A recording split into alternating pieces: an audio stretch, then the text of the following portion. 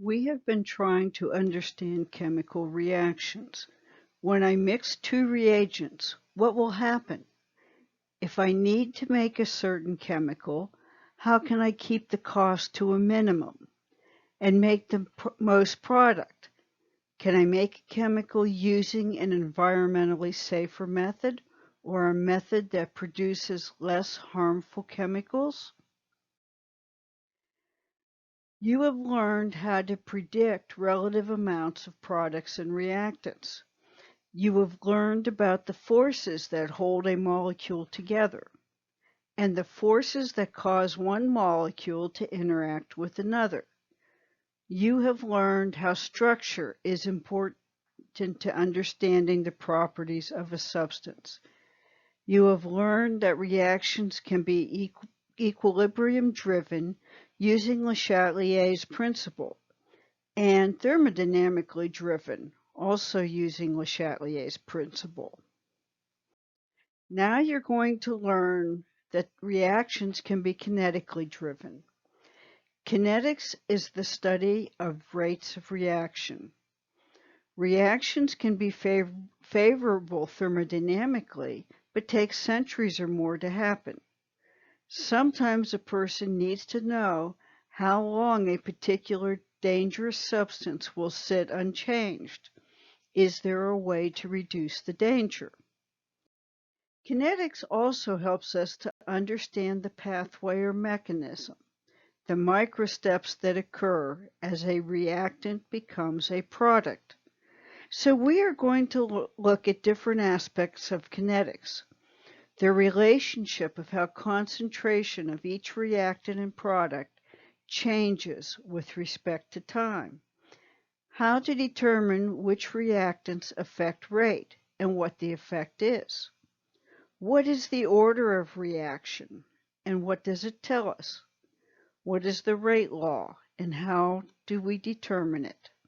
What is the rate determining step? What does the rate determining step tell us about the mechanism or pathway?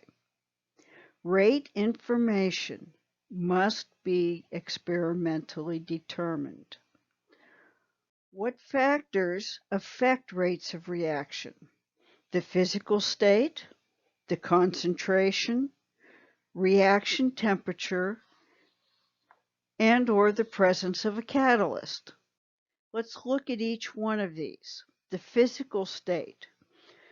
The more readily the reactants collide, the molecules collide, the more rapidly they react. Quite often, homogeneous reactions are faster. Heterogeneous reactions that involve solids are faster if surface area is increased. That is, a fine powder reacts faster than a pellet. Concentration. Increasing the concentration of the reactants generally increases reaction rate. Since there are more molecules, more collisions occur. Temperature. Reaction rate generally increases with increased temperature. Kinetic energy of molecules is related to the temperature. At higher temperature, molecules move more quickly, increasing the number of collisions and the energy the molecules possess during the collisions. The catalyst affects the rate without being in the balanced equation. The catalyst affects the kinds of collisions, changing the mechanism, the individual pathway between reactant and product.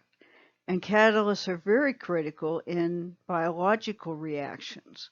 The catalyst does not change the energy of the reactants or the products.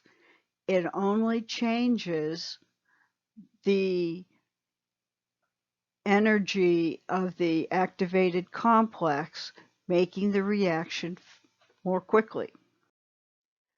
Reaction rate.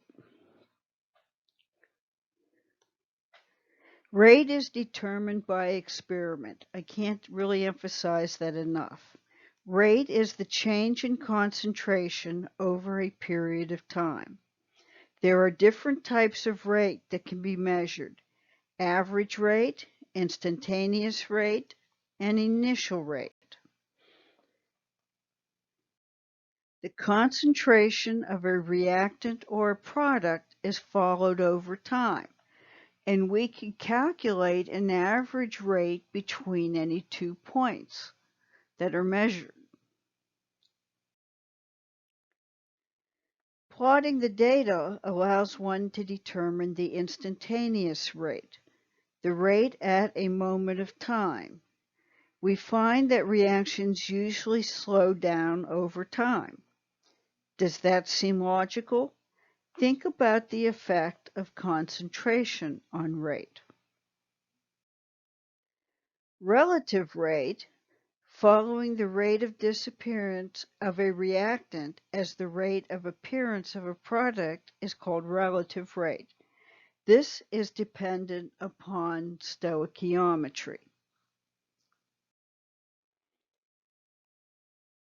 One common experiment is to evaluate the effect of concentration on rate. This requires a set of experiments and must be carefully planned. The concentration of reactant A is varied while keeping the reactant B concentration constant.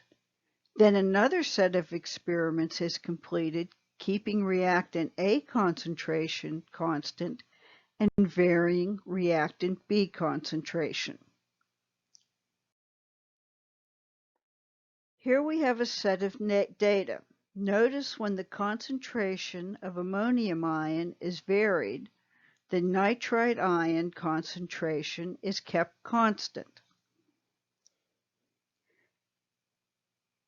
Then, in experiments 4 through 6, ammonium ion concentration is kept constant, while nitrite ion concentration is varied. By analyzing the data, the rate law is derived. The rate law shows the relationship between rate and concentration for each reactant. The rate law tells the order with respect to each reactant. The overall reaction order is the sum of all the orders. So in this case,